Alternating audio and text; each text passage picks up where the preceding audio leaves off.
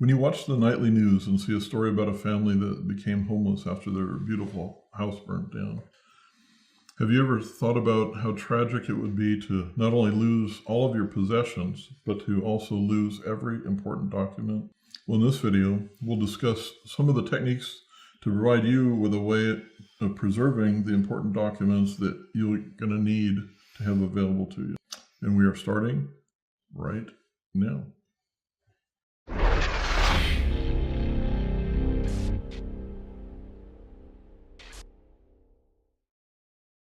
Hello, and welcome to Prep Busters.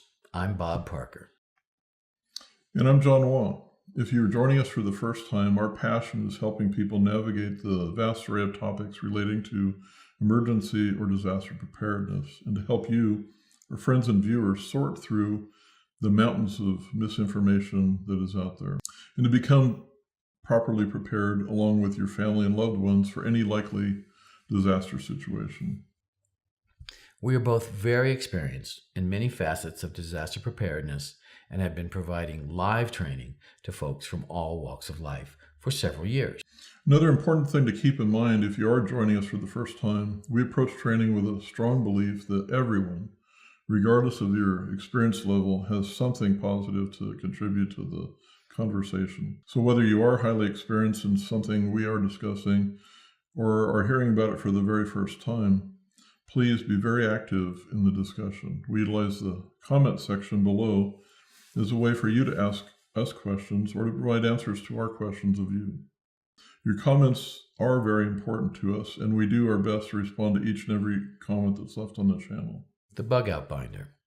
One of the most important things that many people forget during a time of crisis is very important paperwork.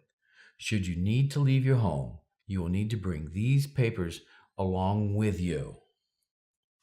Certain papers you may want to include: birth certificates, insurance policies, passports, social security cards, credit card info, medical records and copies of prescriptions, pet medical records, never forget the pets, bank account information, documents of incorporation for your business and business contacts and contracts, deeds and titles to various homes and cars. In addition to basic documentation, you'll want to keep contact information for your friends and family. You never want to not have hard copy on you on how to contact family and emergency information. Firearm records. You may even want to digitize or make duplicates of family pictures and photos that you want to hang on to. So when it comes to storage, there are actually three basic methods available. The first one would be computer backup. That involves scanning documents onto computer memory sticks or memory cards. If you use this method, you'll want to have more than one digital storage device. And then what you can do is keep one of the devices on you and then keep a second in another secure location. To scan the documents, you can go to a copy place like UPS Store and have them scan the documents for you, although that's very expensive. So for that reason, we don't really recommend that option. Another option is to use a home scanner, such as the Neat Scanner. It's a fairly inexpensive unit that works very well. And we'll provide you a link in the description section below where you can find more information on this type of unit. The third option is to try one of the document scanning apps that are available for smartphones. They do work well, though they are not very fast process. Copies. This is basically the same as scanning, though the document is reproduced onto paper and then physically placed into a physical file or binder. With the scan or copy method, you need to verify beforehand if the duplicates that you create will be sufficient, or at least provide enough information for you to obtain a duplicate of the related document, such as a car title. And the third method is just the original documents themselves, and simply placing all of the original documents that you need into a storage file or binder and keeping it in a location that protects the documents while being readily available for you to grab in a hurry should the need arise.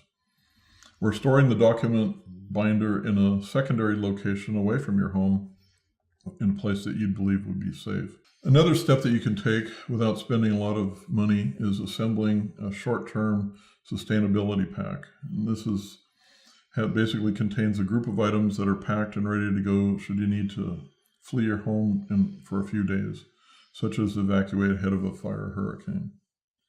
And now for the question of the day.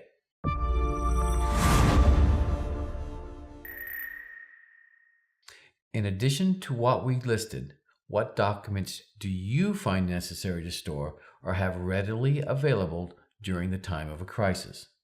Please type your answer in the comment section below, and let's start a conversation on necessary documents and ways to have duplicates or the originals in a safe place.